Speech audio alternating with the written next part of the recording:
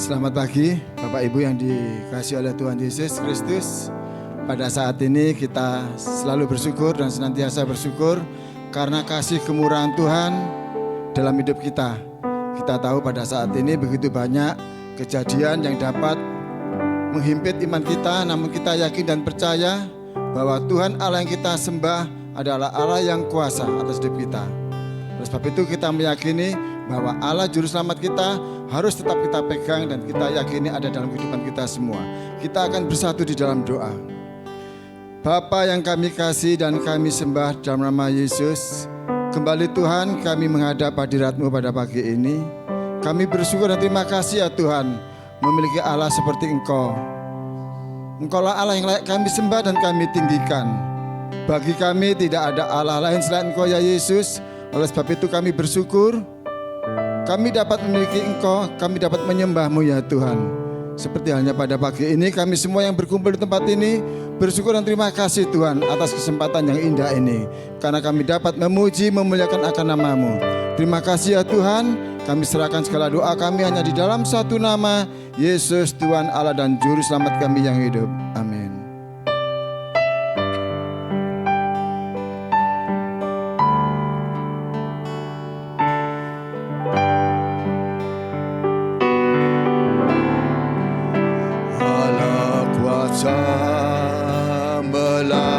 Melakukan segala perkara, Allah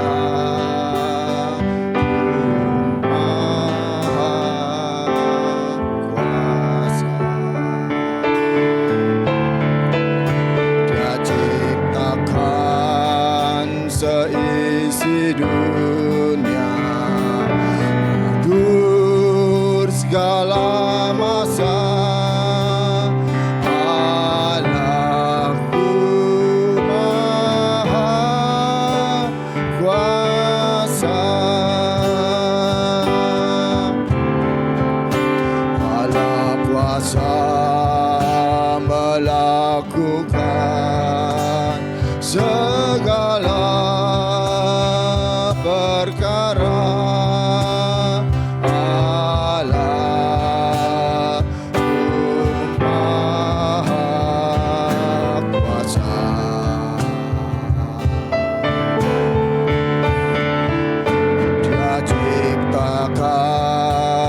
Seisi dunia, atur segala masa, Allahku Maha Kuasa. Sekali lagi, Allah kuasa melakukan segala perkara, Allah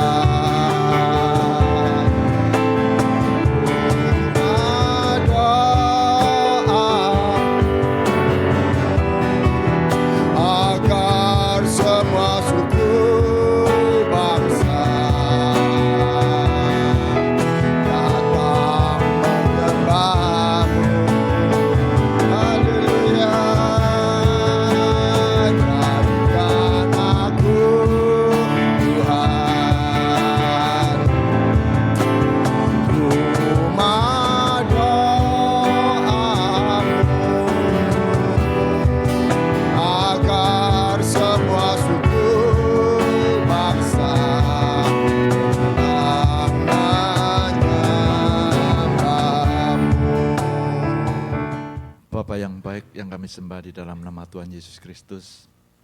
Terima kasih atas Tuhan anugerah-Mu, pemeliharaan-Mu selama seminggu ini. Apapun yang kami hadapi, kami tahu bahwa Engkau telah pemelihara kami. Kami tahu ada Engkau menyertai kami, Bapa. Kami ada saat ini hanya semata-mata kasih karunia-Mu, Bapa. Dan kami telah, Tuhan, memuji menyembah nama-Mu. Tiba saatnya kami akan mendengarkan firman-Mu, dan Engkau siapkan hati kami, biar setiap firman yang kami terima bisa tumbuh di dalam hati kami, di dalam kehidupan kami, sehingga hidup kami berbuah-buah, dan Tuhan menampakkan kasih-Mu, Bapa. Terima kasih, Bapa. Urapi hamba-Mu yang akan menyampaikan firman-Mu, biar Tuhan, apa yang kami sampaikan merupakan isi hati-Mu untuk jemaat di tempat ini. Engkau beracara untuk setiap firman yang kami sampaikan pribadi lepas pribadi, Bapa. Di dalam nama Yesus kami telah berdoa. Haleluya. Amin.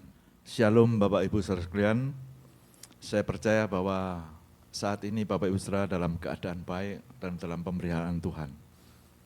Bapak Ibu saudara, mari kita belajar bersama-sama firman Tuhan pada siang hari ini. Di dalam Kejadian 37, kita baca ayat 1 sampai ke 4 saja.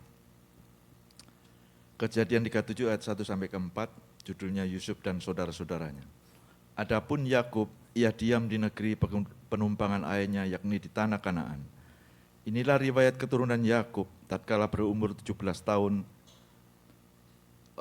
Riwayat Yakub, Yusuf tatkala berumur 17 tahun, jadi masih muda, bisa mengembalakan kambing domba bersama-sama dengan saudara-saudaranya, anak Bilha dan Silpa. Kedua istri ayahnya. Dan Yusuf menyampaikan kepada ayahnya kabar tentang kejahatan saudara-saudaranya. Israel lebih mengasihi Yusuf dari semua anak-anaknya yang lain, sebab Yusuf itulah anak yang lahir pada masa tuanya. Dan ia menyuruh membuat jubah yang maha indah bagi dia.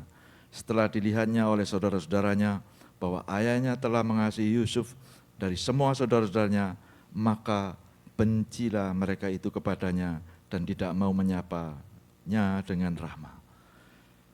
Bapak Ibu saudara, ibadah pada siang hari ini, pada pagi hari ini disertai dengan perjamuan kudus, mengingatkan kembali ya pengorbanan Tuhan, kasih Tuhan di dalam Yohanes 3:16, bahwa begitu besar kasih Allah untuk kita semua yang percaya sehingga kita beroleh keselamatan itu. Dan Tuhan tidak memberikan keselamatan begitu saja, Bapak, melalui pengorbanannya, melalui anak yang tunggal di dalam Yesus Kristus. Dan kita mendapatkan keselamatan itu. Tidak berhenti di situ saja, Bapak Ibu saudara, bahwa Tuhan mempunyai rencana-rencana yang besar terhadap pribadi lepas pribadi. Tapi rencana Tuhan itu bisakah sampai terrealisasi dalam hidup kita? Itu tergantung kita, Bapak Ibu saudara. Ya, saat kita menjalani, saat kita telah menerima keselamatan itu, Tuhan mau bahwa hari depan kita, hari depan penuh pengharapan. Ya, damai sejahtera, hari depan penuh pengharapan. Itu yang Tuhan mau. Ya, tapi kembali lagi kepada kita sekalian, bagaimana kita menyikapi di dalam menapai hidup ini. Teristimewa dalam memelihara iman kita semuanya. Bapak Ibu saudara, kita lihat dan kita baca tadi ya, riwayat tentang Yusuf anak Yakub. Yakub mempunyai 12 anak dan salah satunya adalah Yusuf. Dan Yusuf ini nanti dipakai oleh keluarga Yakub oleh Tuhan ya, untuk menyelamatkan bangsa Israel sehingga bangsa Israel mendapat tanah di Goshen dan mereka bermukim di sana ya. Tapi dapatkah dengan mudahnya mereka ke sana ya, melalui Yusuf, dan Yusuf ya yang telah karuniakan Tuhan mimpi-mimpi, ya, melihat mimpi-mimpinya, tapi tidak segera terrealisasi. Karena apa? Hidup itu tidak semudah membalikkan telapak tangan. Ya, Yusuf adalah anak yang tampan, dia seorang pengembala juga selama pada waktu pasal 30 Kejadian 37 dituliskan, dia masih berumur 17 tahun dikatakan, dan hidupnya adalah sebagai pengembala kambing dan domba. Dan dia mendapat kasih dari ayah Yakub, ya, ayahnya Yakub, ya, lebih dari yang lain. Dan dikatakan di ayat 4, dari situlah ya, maka bencilah saudara-saudaranya. Kata benci yang pertama di ayat 4 itu. Karena apa? Karena sikap, karena perlakuan Yakub terhadap Yusuf. Sehingga mengakibatkan bahwa saudara-saudaranya benci terhadap Yakub. Dan ayat berikutnya sampai ayat 5 sampai ayat 8 ya. Di ayat 8 disebutkan lagi benci yang kedua Bapak Ibu Saudara. Kalau kita baca di ayat 8. Bapak Ibu Saudara, setelah Yakub memperlakukan Yusuf dan Yusuf mempunyai perlakuan yang beda dengan saudara-saudaranya, maka saudara-saudaranya benci dan menyapa pun dia di ayat 4, menyapa pun dengan tidak ramah, tidak mau menyapa dengan ramah. Artinya apa? Kebencian itu sangat mendalam Bapak Ibu. Dalam satu keluarga, ya, ini pelajaran untuk kita sebagai orang-orang tua, biarlah kita memperlakukan anak kita ya sama. Saya tahu bahwa setiap keluarga, baik ibu atau bapak, pasti dia akan mencintai salah seseorang. Tapi kita sebagai orang tua, biarlah kita di hadapan anak-anak kita, di hadapan orang tua kita memperlakukan sama. Biarpun hati kita condong ke salah satu anak, mungkin anaknya cuma 2. Saya pun dulu Bapak Ibu, saudara saya 7. Kalau orang tua semua ditanya, ya, anaknya pasti ada anak yang kamu cintai. Pasti orang tua semua menjawab, oh sama, anak semua sama, saya cintai semua. Saya secara pribadi, saya tahu, ayah saya cinta ke siapa, saya tahu. Ibu saya cinta ke siapa, saya tahu. Tapi saya diperlakukan sama. Dan saya mempunyai prinsip bahwa saya sebagai anak, saya dipelihara, dan saya sebagai dengar firman Tuhan sejak sekolah minggu, bahwa Tuhan mengasihi kita. Itu yang menjadi modal saya sebagai anak, ya. Dan saya tidak memberontak orang tua. Biarpun saya tahu orang tua saya cinta ke siapa. Tapi secara general, secara keseluruhan, bahwa orang tua saya juga memperlakukan sama. Ya, Bapak Ibu Saudara, begitu pun juga di keluarga Yakub. Yakub mungkin nggak sadar bahwa perlakuannya membuat kebencian saudara pada Yusuf. Dan puncaknya Bapak Ibu Saudara, ya, dimulai dari keluarga ini, ya, puncaknya Yusuf waktu itu bermimpi, dan mimpinya Bapak Ibu Saudara, ya, saat mereka di ladang, bahwa mereka sedang mengikat berkas-berkas gandum, maka berkas gandum punya Yusuf bangkit berdiri tegak, dan berkas saudara-saudaranya datang mengelilingi dan sujud menyembah. Di ayat berikutnya dikatakan bahwa saudara-saudara setelah mendengar itu, makin bencilah itu dia terhadap Yusuf. Ya, mungkin Yusuf tidak mempunyai maksud tertentu, tidak mempunyai motivasi tertentu supaya segera ini terrealisasi, semoga supaya saudara-saudaranya takut sama dia. Enggak, saya yakin bahwa Yusuf dengan polosnya, dengan tidak ada motivasi apa-apa, mungkin dia bangga. Ini loh, ya, dia beritakan ke saudara-saudaranya. Tapi apa tanggapan saudara-saudaranya, Bapak? Bahwa kamu merasa ingin menjadi raja atas kami. Apakah kamu ingin menjadi berkuasa atas kami? Itu jawaban dari saudara-saudaranya. Dan saudara-saudaranya makin membenci. Bapak Ibu Saudara, benci. Dan mimpi yang kedua, ya, Yusuf juga tidak sadar. Diceritakan lagi kepada saudaranya dan orang tuanya. Ya, mimpi yang kedua dia lihat bahwa ada bulan, bintang, dan 11 matahari, bulan, dan 11 bintang. Ya, datang sujud menyembah dia. Ayahnya menegur dia. Ya, mimpi apakah yang kau impikan itu? Masakan aku, ibumu, dan saudaramu sujud menyembah sampai ke tanah. Dan di ayat itu disebutkan bahwa maka saudara-saudara makin iri terhadap Yusuf. Bapak Ibu Saudara, bermula dari perlakuan orang tua, ya, yang membedakan dengan anak-anak yang lain, timbul kebencian, timbul iri hati. Dan tidak berhenti di situ, Bapak Ibu. Seperti Kain dan Habil, saat persembahannya tidak Kain tidak diterima persembahannya, maka Habil, ya, Kain yang iri dan sampai membunuh. Mungkin Yusuf ini di sini, ya, akan dibunuh oleh saudara-saudaranya. Tapi ada saudara-saudara yang lain, jangan tumpahkan darah. Ini adalah darah daging kita sendiri. Ya, saudara sendiri masih diingatkan. Saya percaya bahwa itu adalah perlindungan Tuhan untuk Yusuf. Dan akhirnya Yusuf apa? Cuman dimasukkan ke sumur, ya, jubahnya diambil dan disembelih seekor kambing atau domba, dan jubahnya dicelup dan diberitakan ke ayahnya bahwa anakmu Yusuf telah diterkam binatang buas. Bapak Ibu Saudara, saat Yusuf dimasukkan ke sumur dan saudara-saudaranya makan waktu itu, saudara-saudaranya melihat ada saudagar orang Ismail dari Gilead, maka dijual dengan 20 sikal perak. Bapak Ibu Saudara, setelah dijual, dia sebagai budak dilarikan ke Mesir dan dia sampai di rumah Potifar. Ya, sampai di rumah Potifar, dia sebagai budak dan dia berkelakuan baik, sehingga Yusuf dengan kelakuan baiknya diangkat itu Potifar, ya, menjadi ngatur rumahnya sampai kekayaannya, Bapak. Tidak berhenti di situ saja, Bapak.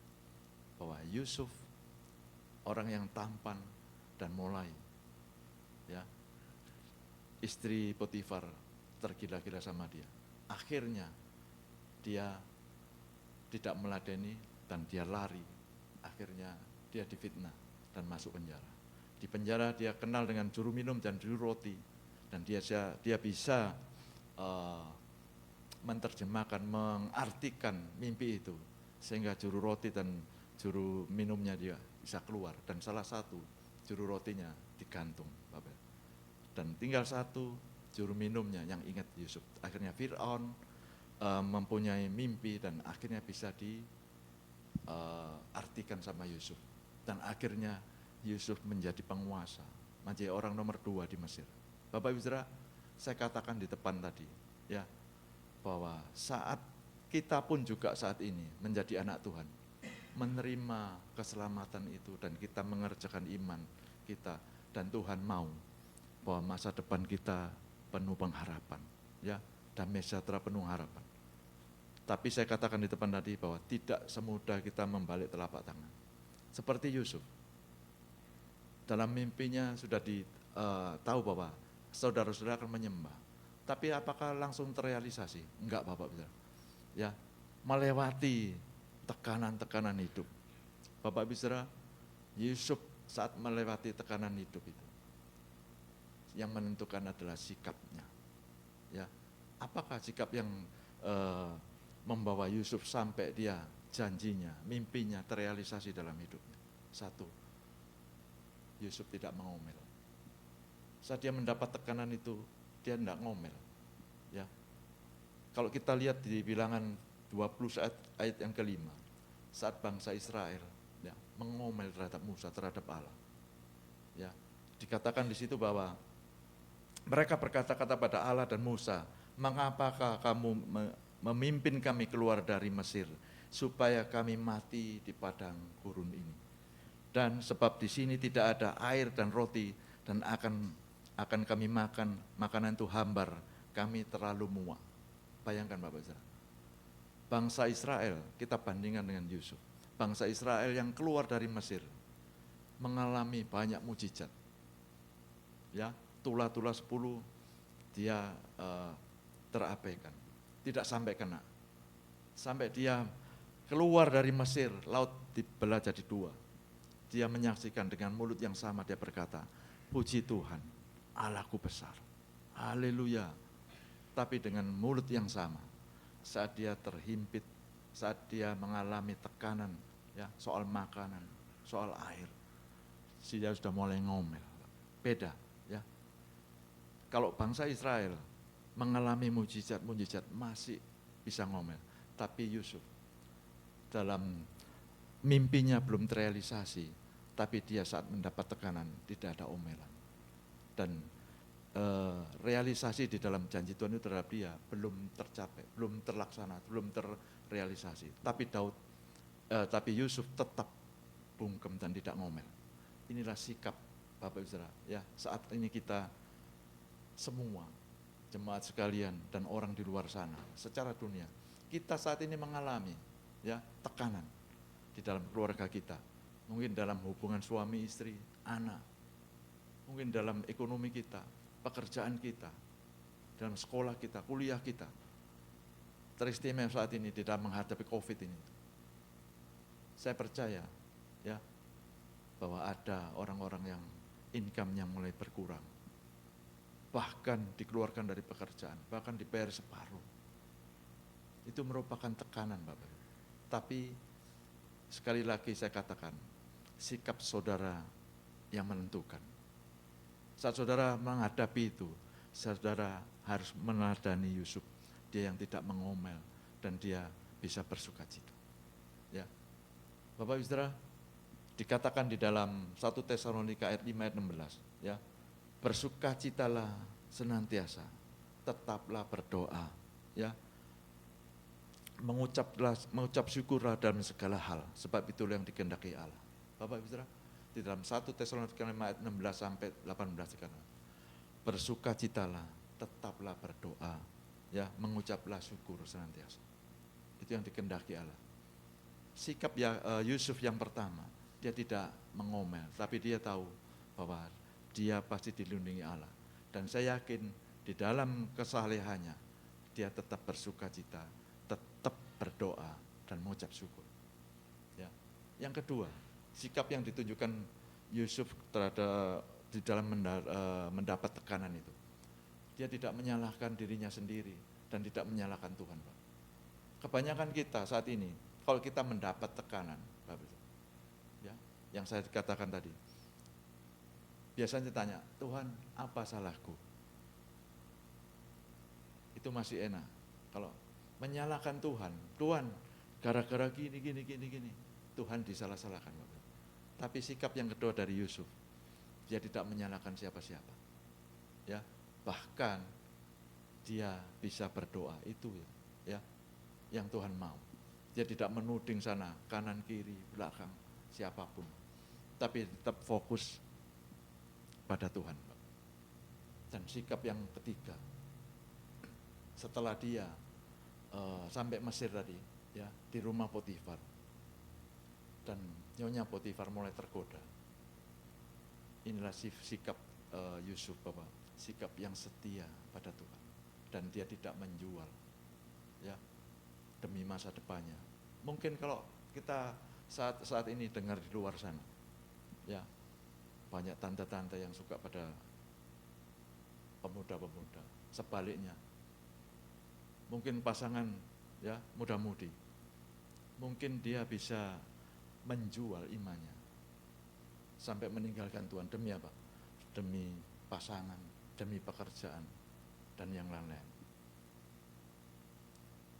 Yusuf, kalau dia mempunyai pemikiran bahwa pemikiran yang cekak, pemikiran yang dangkal, ya, saat dia tergoda, dia digoda sama Potifar.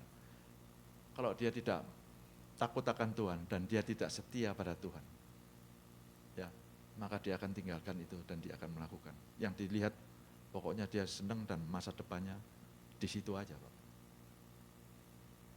Tapi beda, ya. Yusuf tetap memegang, ya, yang Tuhan larang, yang Tuhan tidak mau, yang menyedihkan hati Tuhan, yang menghancurkan hati Tuhan. Dan Yusuf tetap dia setia pada Tuhan dan tidak mau menjual demi masa depannya untuk yang di luar Tuhan. Artinya dia tetap memegang kesucian itu, ya, dia terhindar dari kenajisan itu. Bapak Ibu Saudara, ini yang patut. Teristimewa saat ini saya bicara sama muda-mudi juga dan keluarga-keluarga.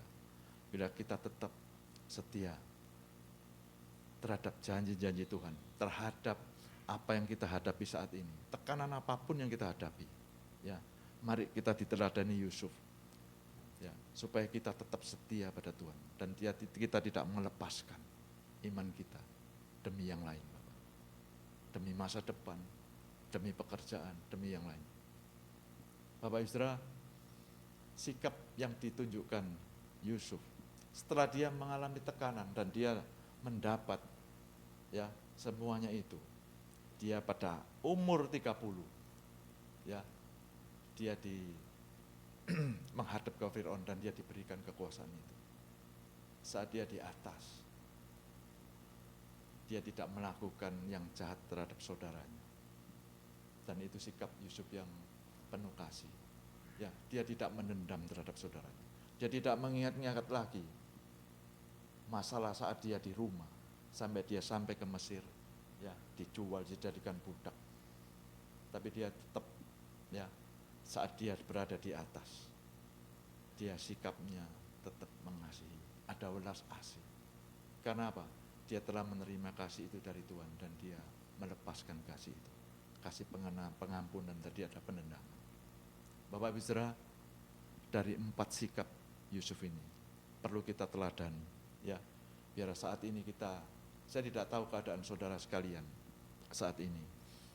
Tapi kalau saudara mengalami itu, mari melalui firman Tuhan pada siang hari ini kita diingatkan kembali, ya, supaya sikap kita, sikap yang manis, tidak mengecewakan Tuhan, tidak menghancurkan hati Tuhan. Ya, kita bisa bersikap, bisa bersyukur, dan kita tidak mendendam ke yang lain. Saat kita diangkat, dimuliakan Tuhan, Tuhan mau. Kita tidak menendam, Yusuf tidak menendam, dan Yusuf bahkan menjadi berkat untuk keluarga, untuk bangsanya. Begitupun juga saat ini Bapak Ibu Saudara, sidang jemaat yang saya kasihi, apapun yang kita hadapi saat ini, saat kita di bawah saat ini, belum dapat kemuliaan itu, mari kita tetap, ya, setia terhadap Tuhan, setia terhadap janji Tuhan. Kita percaya bahwa Tuhan untuk menyelamatkan kita aja, Tuhan merelakan nyawanya, apalagi mengangkat kita dan memberkati kita, tidak sulit. Saya berbicara berkat bukan masalah uang, berkat itu luas Bapak Ibu. Sukacita, damai sejahtera dalam keluarga, ya, kebahagiaan, itu berkat Bapak Ibu. Ya, apalagi kita kalau sudah diangkat sama Tuhan, biarlah kita seperti Yusuf, menjadi berkat untuk keluarga dan bangsa negara. Ya, ini firman Tuhan yang bisa saya berikan, biarlah firman ini bisa memberkati Bapak Ibu Saudara. Saya undang pemain musik untuk maju ke depan. Kita akan melakukan perjamuan kudus. Bapak Ibu Saudara, kita angkat roti di atas kepala kita. Saya bacakan firman Tuhan. Dan sesudah ia mengucap syukur atasnya, ia memecah-mecahkannya dan berkata, inilah tubuhku yang diserahkan bagi kamu, perbuatlah ini menjadi peringatan akan aku. Bapak Ibu Saudara, roti yang kita angkat adalah tubuh Kristus. Di dalam nama Yesus kita makan bersama-sama.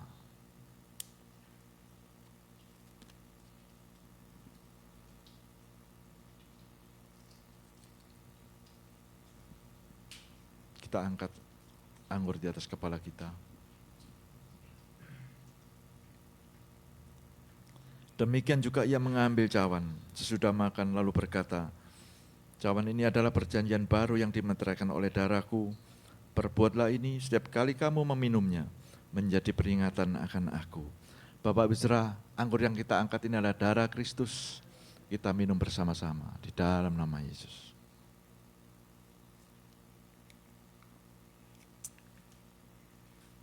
Ya, Yesus. Terima kasih ya Bapak.